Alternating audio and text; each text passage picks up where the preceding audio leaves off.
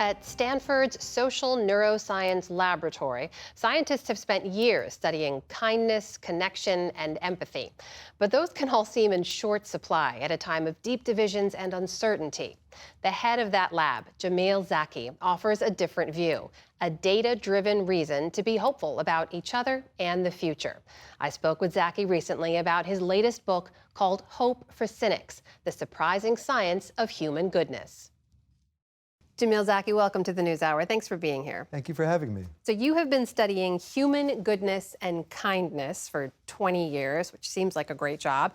But you wrote in this book that even over the last 10 or 15 years, you yourself started to lose hope. You said, I could recite evidence about kindness from my lab and a dozen others, but as the world seemed to grow greedier and more hostile, my instincts refused to follow the science.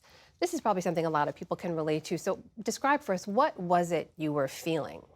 Well, it is a cool job, first of all, to study human goodness. And I think because of that, I've become a little bit of an unofficial ambassador for humanity's better angels.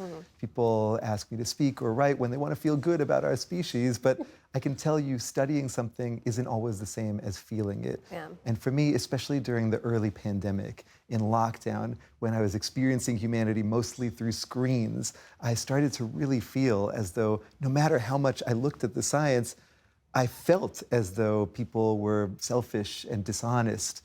I felt a split between my job and myself.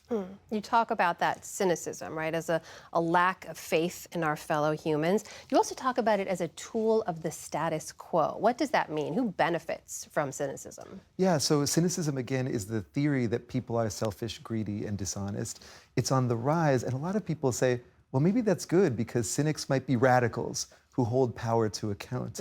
It turns out the opposite is true. Cynics see social problems, but they don't see any solutions. And if you think that our problems represent who we really are, why do anything about it? So cynics end up voting less often than non-cynics, protesting less often.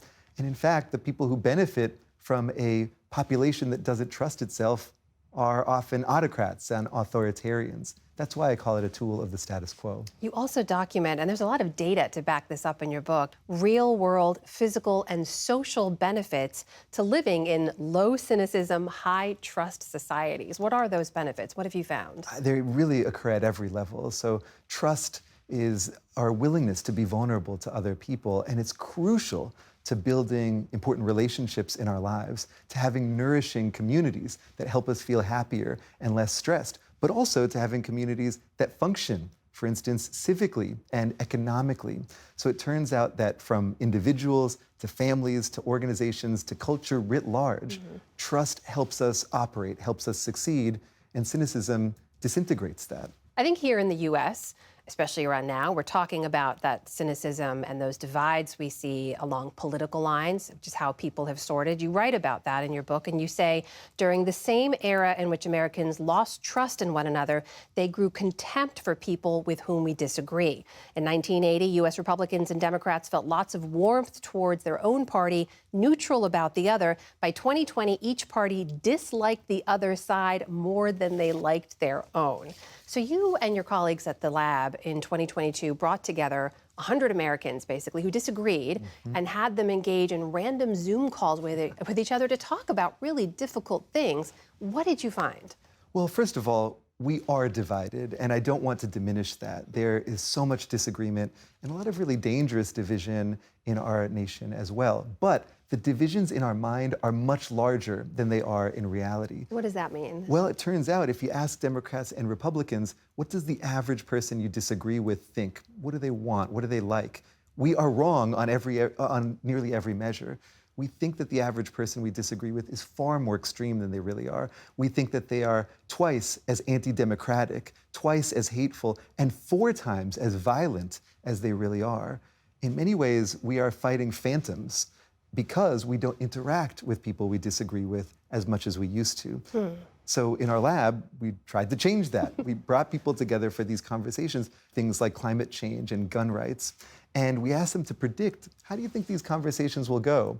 And they said, somewhere between neutral to poorly. We then had them have these conversations and asked, how did that go on a scale of 0 to 100 in terms of pleasantness? And the most common response we got was 100. People loved connecting. They were shocked by how open-minded, warm, and interested in them the person on the other side was. You advocate for this idea of taking leaps of faith over and over again in the book. What does that mean? How can people do that? The data are really clear. People are overall more trustworthy, kinder, more open-minded, and friendlier than we realize they are. Of course, there are people who do harm out there, but the average person underestimates the average person. And what that means is that when we give people a chance to show us who they are, by putting those little leaps of faith, those small acts of trust into them, oftentimes we're pleasantly surprised by what they give back. You start the book with your own crisis of hope, as it were. Where are you now? I would consider myself a recovering cynic, not recovered. This practicing hope takes time, the same way that practicing running or yoga takes time. It takes effort, but most things that are worth it do. The book is Hope for Cynics, The Surprising Science of Human Goodness. The author is Jamil Zaki. Thank you so much for being here. Thank you.